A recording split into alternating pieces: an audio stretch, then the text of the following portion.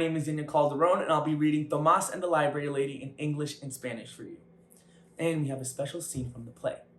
Let's begin. Tomás and the Library Lady by Pat Mora and illustrated by Raúl Colón. Tomás was on his way to Iowa again with his family. His mother and father were farm workers. They picked fruit and vegetables for Texas farmers in the winter and for Iowa farmers in the summer. Year after year, they bumped along in their rusty old car. "Mama," whispered Tomás, "if I had a glass of cold water, I would drink it in large gulps. I would suck the ice and I would pour the last drops of water on my face." Tomás iba con su familia otra vez a Iowa. Su papá y su mamá eran campesinos. Cosechaban frutas y verduras para los agricultores de Texas en el invierno y para los agricultores de Iowa en el verano. Año tras año viajaban, traca, traca, traca, en su camioneta vieja. "Mamá", murmuró Tomás, "si tuviera un vaso de agua fría, me lo tomaría a grandes tragos, chuparía el hielo, dejaría caer las últimas gotitas de agua sobre mi cara." Early the next morning, Mama and Papa went out to pick corn in the green fields. All day they worked in the hot sun. Tomás and Enrique carried water to them. Then the boys played with the ball Mama had sewn from an old teddy bear. Temprano en la mañana siguiente, Mamá y Papá fueron a cosechar maíz en el campo. Tomás y Enrique trabajaron todos los días bajo el fuerte sol. Tomás y Enrique les llevaron agua. Luego los niños jugaron con una pelota que mamá les había hecho de un viejo osito de peluche. When they got hot, they sat under a tree with Papa Grande. "Tell us the story about the man in the forest," said Tomás. Tomás liked to listen to Papa Grande tell us stories in Spanish.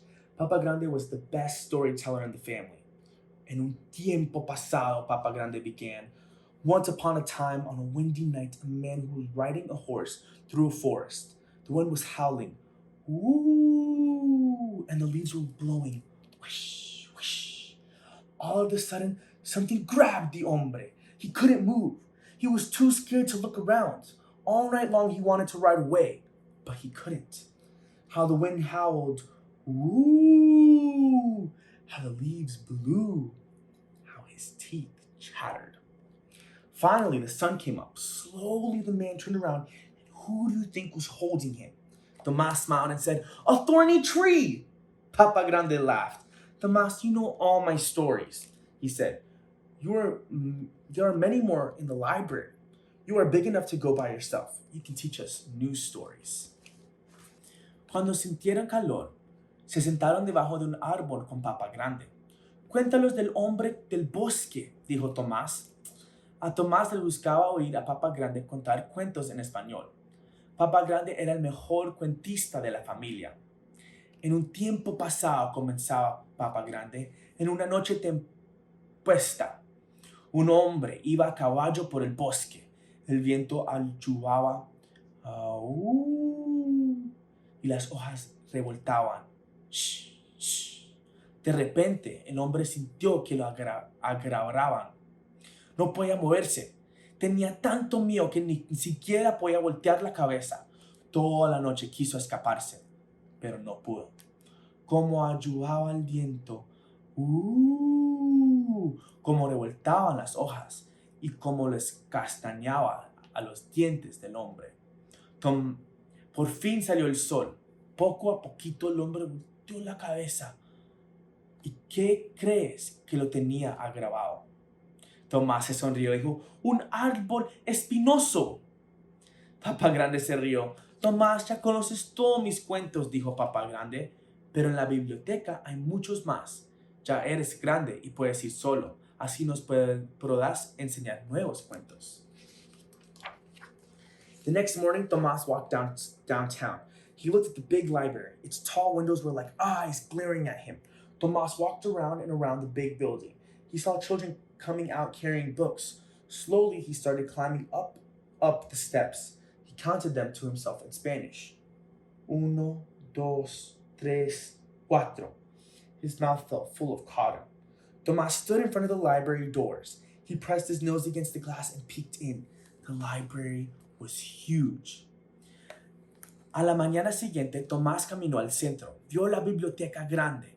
Más altas ventanas eran como unos ojos enormes que los miraban. Tomás les dio varias vueltas al edificio. Vio a los niños que salían con libros. Poco a poquito Tomás empezó a subir los escalones. Les contó en español. 1, 2, 3, 4. Sentía la boca llena de algodón. Tomás se paró enfrente de la puerta de la biblioteca. Pegó la cara al cristal para mirar adentro. La biblioteca era inmensa. Tomas just stood there, speechless.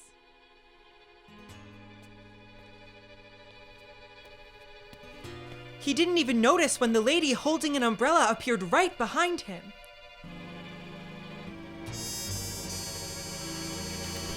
Hey! Ah! I see you. I have to go. You pass here every day. Back to el campo. Oh, wait! Perdóname. What are saying?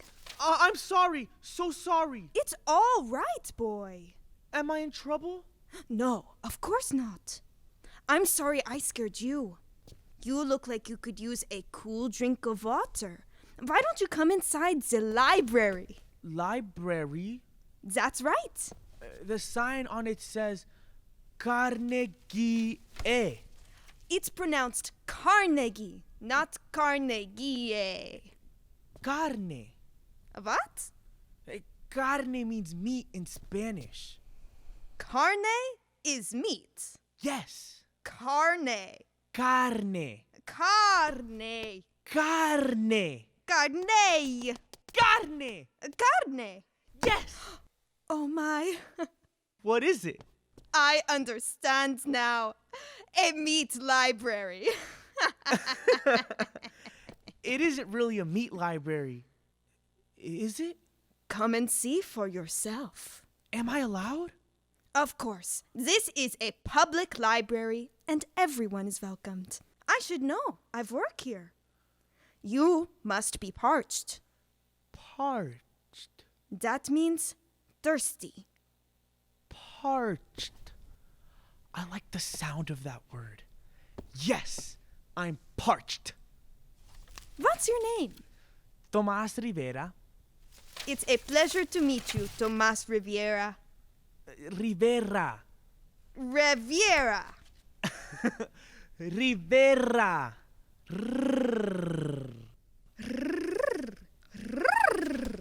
I'll have to practice that new word.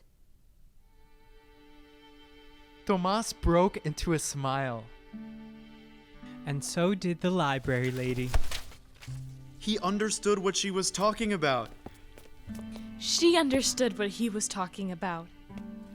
Come, Tomás. They're libros. Lots and lots of libros. What are libros? Libros are books. Libros. Where do they all come from? Everywhere you can imagine. This section here is for grown-ups. And this place, my favorite place, is for children. Why don't we pick out some things for you to read? For me? Yes. And you can borrow them too. Borrow? It means you can take them with you. And when you're through, you just bring them back. Oh. I'll check them out for you in my name. Pedir prestado. We'll start with this book.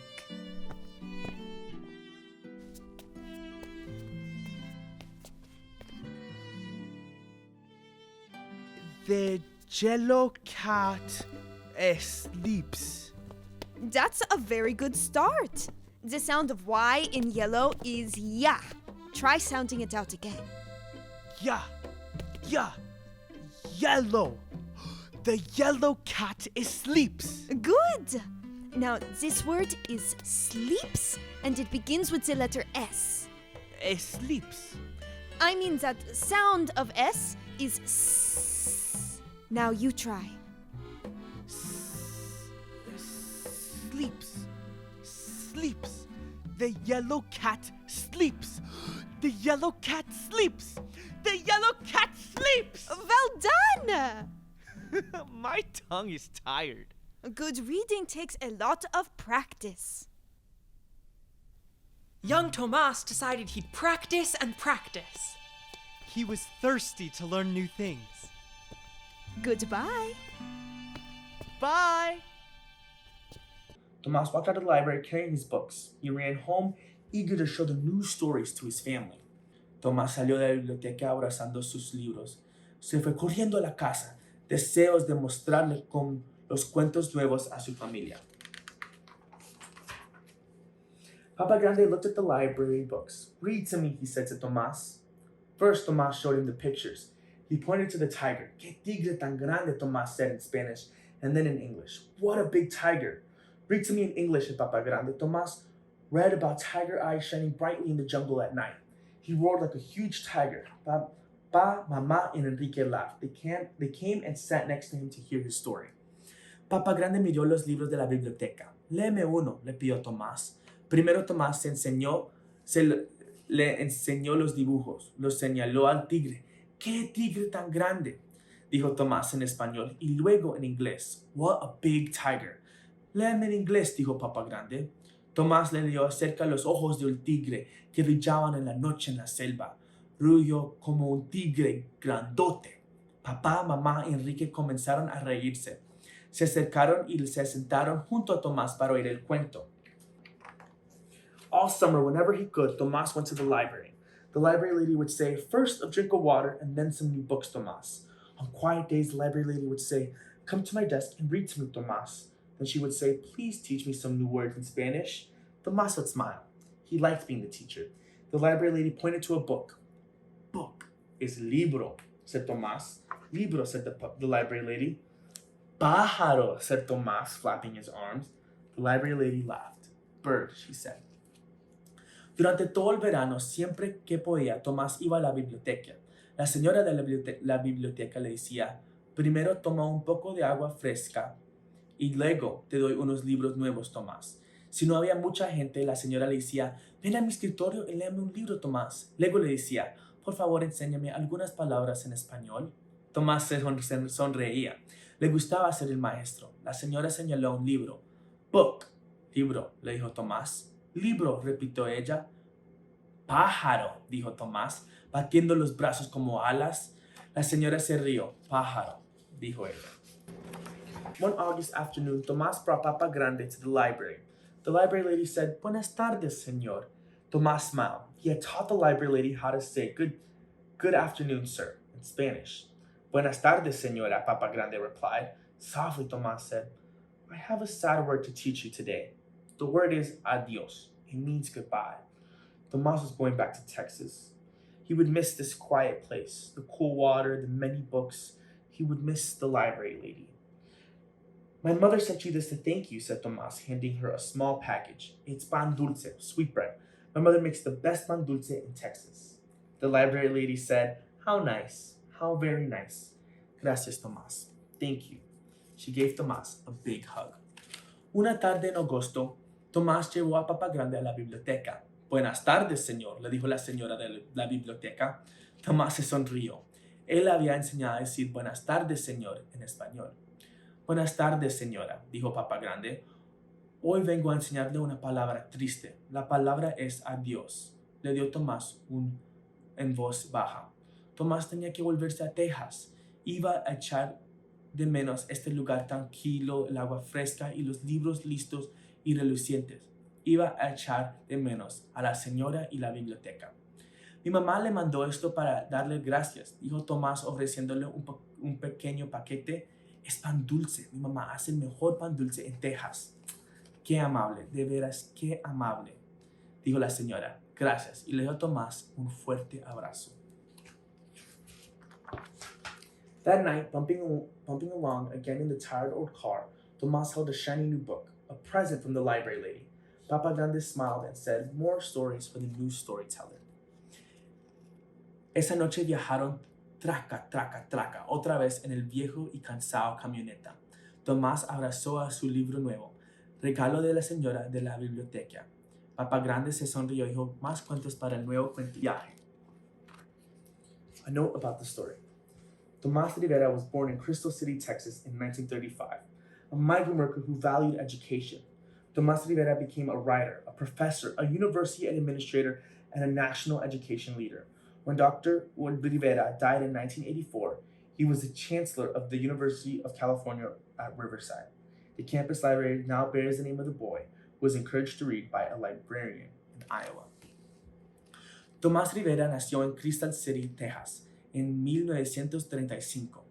Un trabajador migrante que valoraría el máximo de la educación. El doctor Rivera llegó a ser escritor, profesor, administrador de una universidad y líder en el campo de la educación. Cuando murió en 1984, era rector de la Universidad de California en Riverside. La biblioteca de dicha universidad lleva el nombre de aquel niño que llegó a amar los libros gracias a una biblioteca becaria de Iowa. Thank you. Tomas and the Library Lady is an Imagine Me production that will be available on demand. Tickets are $20 for an adult plus child and are available through the Wart Center website at wartstocknorthwestern.edu. We hope you will join us. Also, I encourage you to visit your local library. Check out the links in the description below for more information.